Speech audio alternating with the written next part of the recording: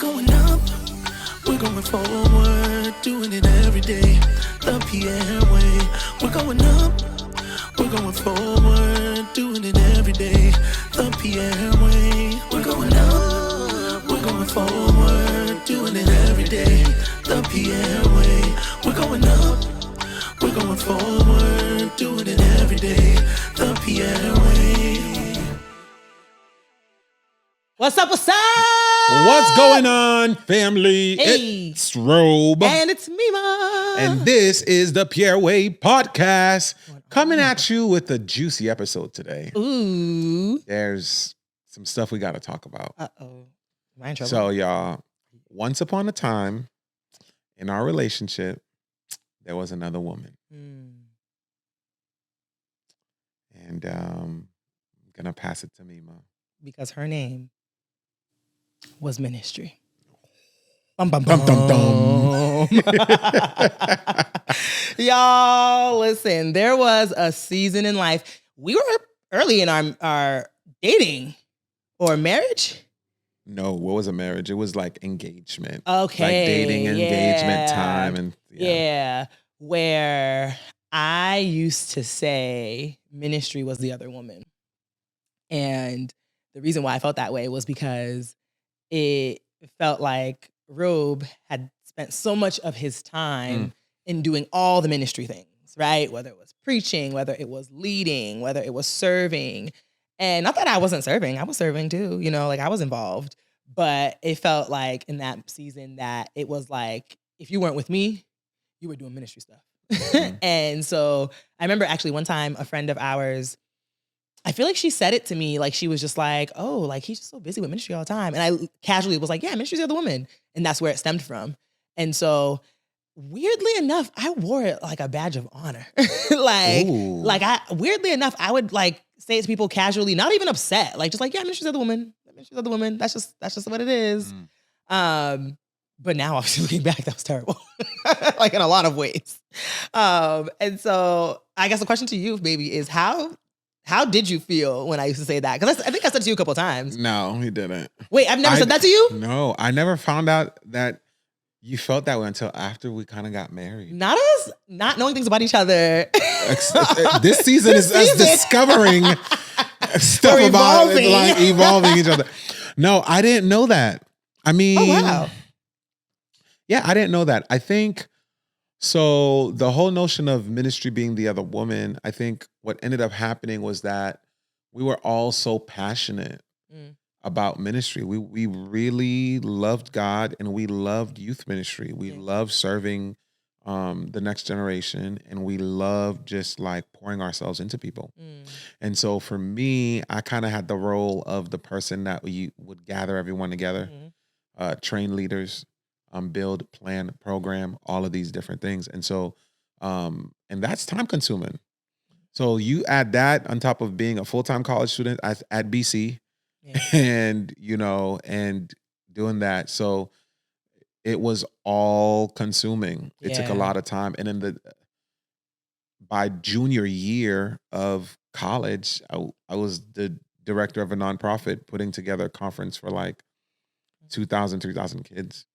And so, and raising money and doing all that, preaching, touring, traveling. It was a lot. Yeah, I remember those. It was a lot of ministry at such a young age. Right. It was a lot of ministry before, and we were doing that before 22. Yeah. That was before we got married. It's so crazy because now you're looking at it and it's like the amount of ministry that we used to do at 2021 was intense. No, it was astronomical. And I think that, I didn't have any bad intentions when I called ministry the other woman. For me, I think when I was saying it, I was interpreting it as like, you like you said, you just have so much of your time invested in ministry that at times it did feel like it was the other woman. If we had to title this episode, I would call it like work-life balance. Because even though ministry wasn't necessarily work for you at the time, I think it felt like the equivalent of like being with someone who has like a really intense job. Yeah. Right. Because at that point, that's good to say. At that point, I wasn't getting paid for anything I was doing. No, you were not in full-time ministry getting paid. I was not in full-time ministry. This was all for the glory of the Lord. Hallelujah. And I think that was another weight and another stressor with it. On top of you, like you said, being in school, on top of the stressors of like you had to find out a job after college. Yeah, like, you know what I'm saying? Like I was working still. So I think that's one of the things. As a man, I think for us as men, there are a lot. Not just men, everybody. I think when you are passionate about something, and when you have goals and dreams, and I'm somebody who will walk into an empty space and see it full and see so many different aspects of it that's not there yet. Yeah. So when you're working towards a vision, and you're excited about it, and it's pure and it's connected to something that you believe in, you can give your whole self to it. Absolutely. And I don't know if any of you out there can kind of like relate to this, where it's like you'll give your time, man. When you're passionate about a business and you just started it, you'll work overtime, you'll stay late, you'll wake up early, you'll be consumed by it. And when I first started in ministry and I saw its effects, I saw how it transformed lives, how sermons and relationships and all of that, how it transformed so many different people. What ended up happening was that like I gave everything to it. Yeah. I gave all of myself. I gave all of my time. I gave all of my energy to it, to the point where it wasn't even you as my fiance at the time that was feeling that. My family felt that. Yeah, I remember. My family used to be like, yo, you're never around. You're never available. You're always at the church. You're always doing something. They would feel that. And it was like, and I, at that point in my, what's the word I want to use? In my immature, unwise type of mind, I was like, that's the sacrifice. I would tell them like, yo, that's the price I'm paying. That's like, at the end of the day, God's called me to do this. You don't see how many people are getting saved. You don't see how many people are getting healed, lives getting transformed. That's the sacrifice. And I think it's like, we're talking about ministry right now. And I think because of ministry, it's glorified, right? So it's like, you don't talk bad about him not being here. He's doing God's work. But I think there are people, if you take ministry out, you're doing the same thing with your job. You're doing the same thing with that business. I mean, if you're about the grind, right? Yeah, like if you're trying to like build legacy, like generational wealth is like, you're like, I'm going to go ham. I'm going to go to every meeting. I'm going to do the best I can. If you want to climb up the ladder at work, like it's like, oh, I'm going to do this for my boss. I'm going to show up, stay late, all this stuff. And the reality of it is that like, it's all the same. It's just like, when you're so hyper focused on your goal, whatever your goal is, there is this mentality that you got to do whatever it takes to get there. Yeah, but exactly. the unfortunate reality of that is we think that the grind means that there has to be some sacrifices. Yeah. And some of those sacrifices are very much so not healthy. Yeah. And so what shifted that for us is that when we first got married, before we got married, we did premarital counseling. Yeah. And one of the first thing that was talked about with us was like, okay, you guys are doing a lot of ministry. There's a lot happening. And you need to make sure that the foundation of your marriage is strong. Yeah. And you cannot sacrifice your marriage at the altar of ministry. Right. I'll never forget that phrase. Yeah. It was one of the things that we were like, that was like a light bulb moment. It's like this relationship cannot be sacrificed because ministry is taking place. And so then what ended up happening is that I went through a process of figuring out how to prioritize. Right.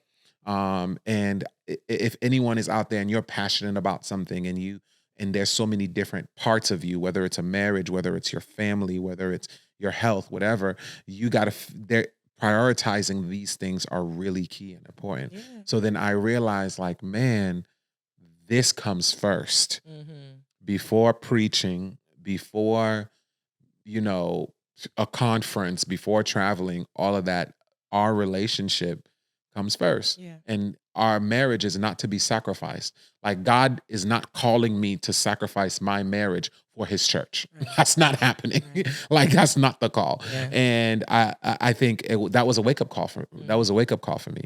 And I think when it comes to us as men being so passionate about something, it's you don't allow your passions to meet your reality without having your without having your boundaries in place. Yeah. Yeah. And I also want to shed light too to shift it is that like it's also the same for women as well. Yeah. Right. Yeah. So like, we have some boss women out here in these streets and they're doing their thing. And it is great to see women like do what they doing. Absolutely.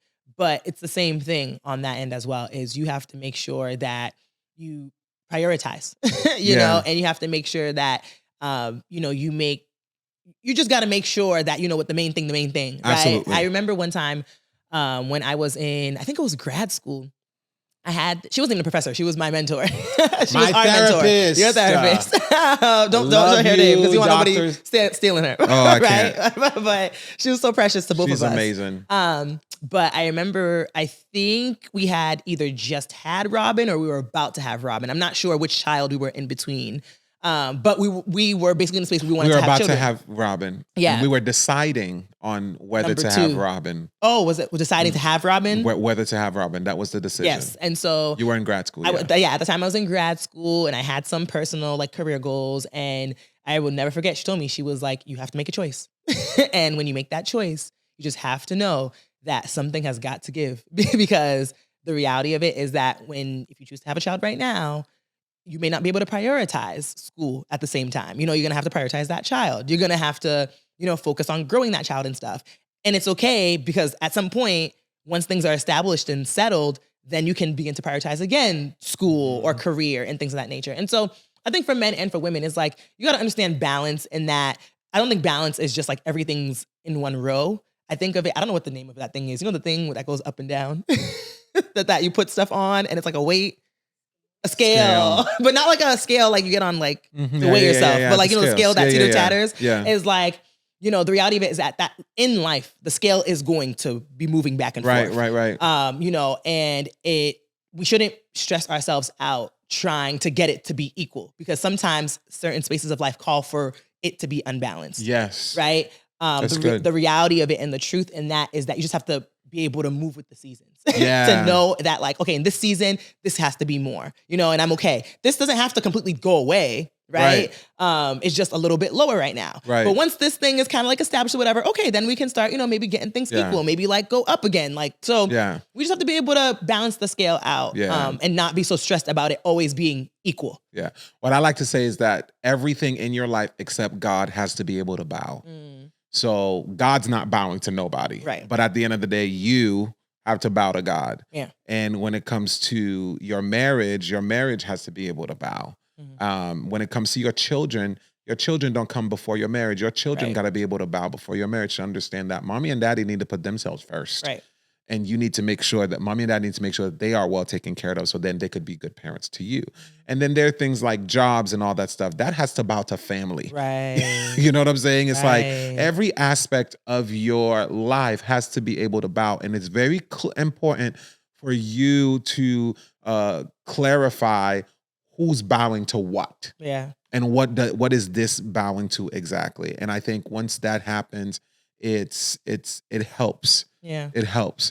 And it helps with balancing life. It helps with knowing what to do. And then there are, like you said, there are some circumstances that happen that causes for your attention to be more than the other. But as you grind, especially, I want to speak to like everyone at this point. I don't want to single out any specific demographic. But as you grind and you want to get to a place, whether it's based on money, whether it's based on success, whether it's based on a platform, whatever it is, wherever you're trying to go, it's like, we talked about this last season. It's like, you need to balance the destination and the journey. Yeah. And so one of the things like I heard early on, and I was like, you know what, this is so true.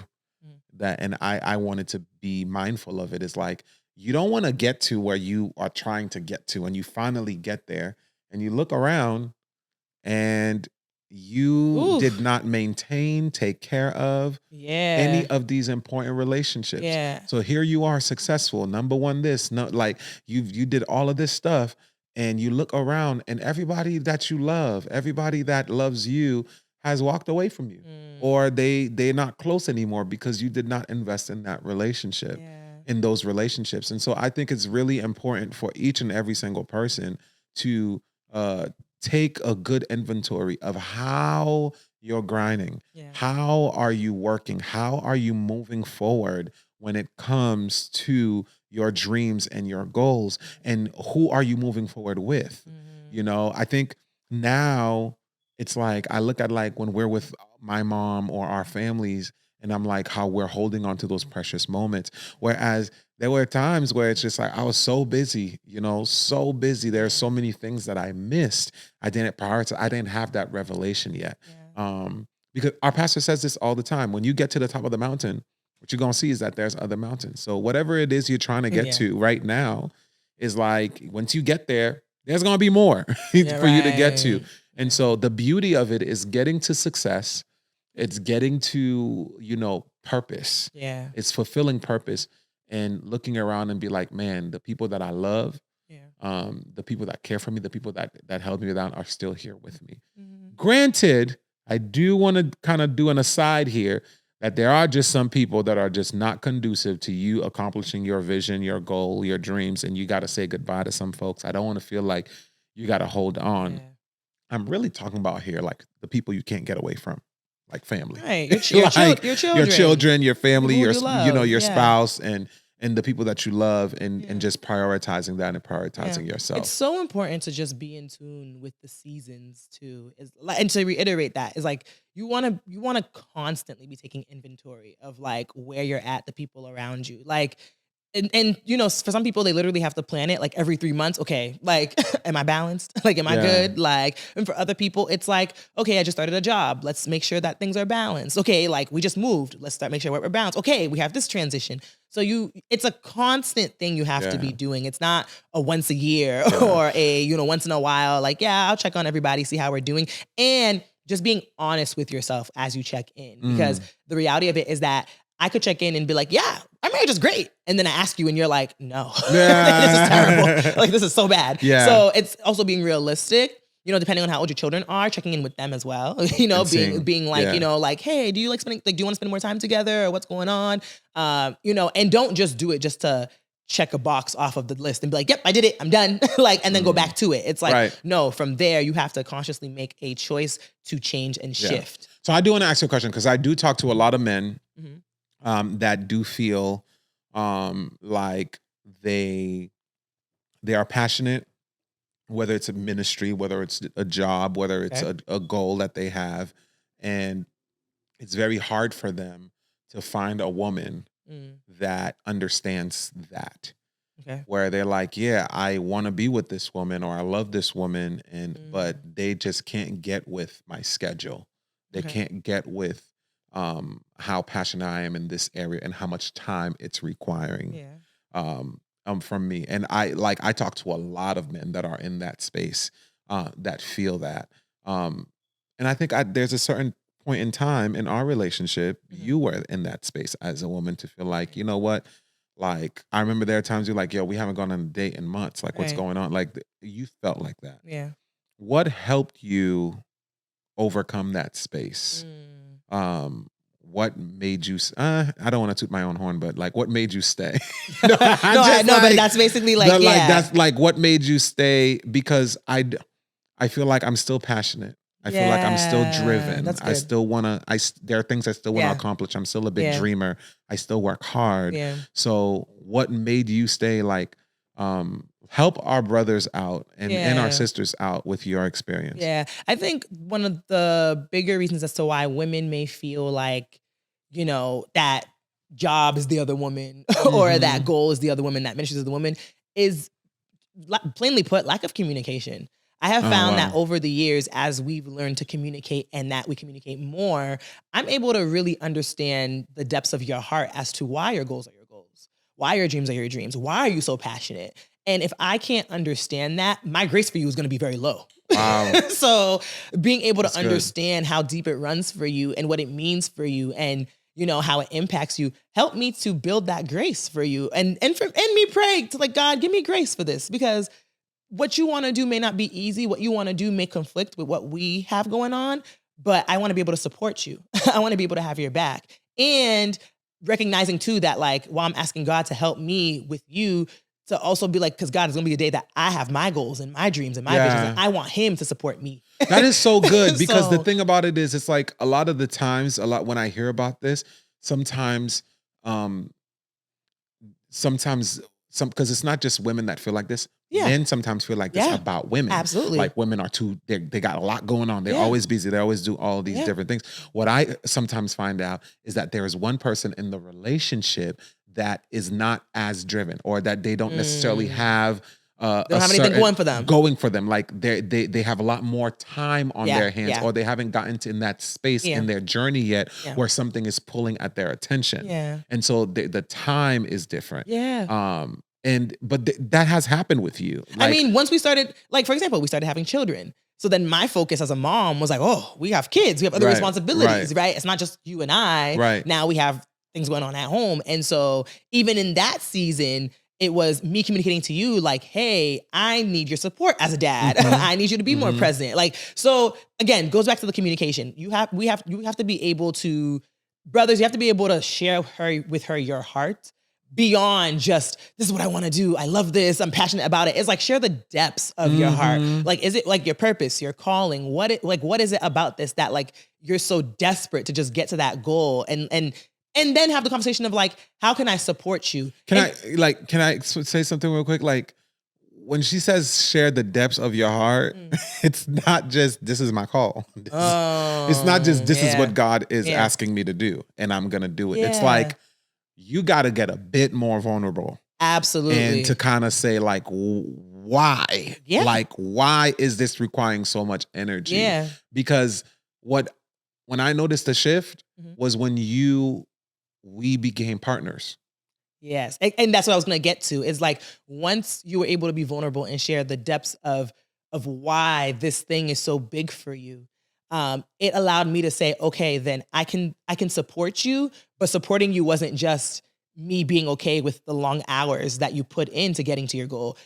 Supporting you looked like I was going with you. So that season when we first got married, when you were leading that nonprofit, I was going with you everywhere. Yeah. we were doing it together. I may not have been physically active as it relates to doing things, but I was right beside you. Right. I was like, I'm gonna ride it out with you. Yeah. Like we were in a space where we could have done that because we didn't have kids. Right. We didn't have any other responsibilities.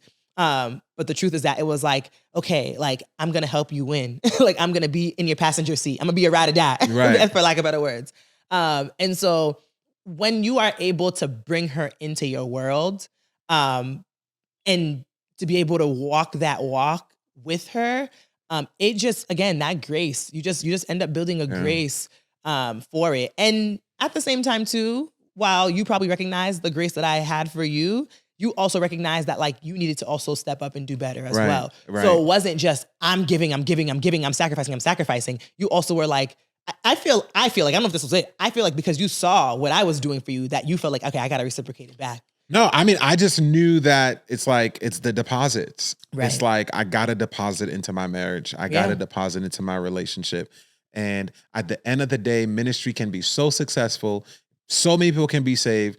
National, all international, all this stuff. Lights turn off. It's you and I. It is us and the house. So then what have I deposited in this? Yeah. And I think while all of us are trying to be so successful, there's gonna come a time where the lights will turn off on that business, where the sun will go down in that space. And what you gotta be able to realize is that you're left with what you have deposited in your relationships. Now I wanna, because right, we were engaged, married. I do want to talk to the singles who are trying to do the same thing. They're on their grind, maybe aspire to be married one day, to be in a relationship, or maybe are dating, you know? It's equally as important, even with like your friendships, even with your family, to be able to invest in that community as well. Because again, these are people who, you know, at the end of the day, like you said, when you get to the mountaintop, they still are going to be there for you. They should still be there for you. And if you say so long, bye-bye to your family, and you're just running around doing like your own thing, like you don't want to be lonely at the end of it all. You know, you want to be able to have people in your corner celebrating with you the wins when you achieve your goals, you know? Yeah. So the PR way when it comes to work-life balance is to pay attention to those around you. Grind, but you have to have the ability to prioritize. Prioritize your family, prioritize your marriage, prioritize your relationship with God, like your spiritual life in the midst of it all. Don't let that go haywire. That can sometimes happen where you're so busy working that you realize you didn't invest any time in prayer and just your relationship with God. And do not let your dreams and do not let your goals completely ruin and sabotage key relationships that you know you're gonna need at the end of the day. Yeah. And so when you get to where God has for you to get to, you want to be able to celebrate with a room of people that has loved you through it, and you've loved them and supported them all the way through. Absolutely. All right. All right. Love you, family. This has been another episode of the Pierre Way Podcast. If you haven't done so, follow us. What are you doing? Go on Instagram, TikTok, YouTube, the Pierre Way Podcast. Subscribe. Share this with a friend if you know they need it. Let us know how you're doing with work-life balance. We know we don't have it perfect every day. Let's find some community in and through this channel and this resource. We love you. We'll see you next week for another episode of the Pierre Way Podcast. Until then, keep moving onwards and upwards. That's right. Peace.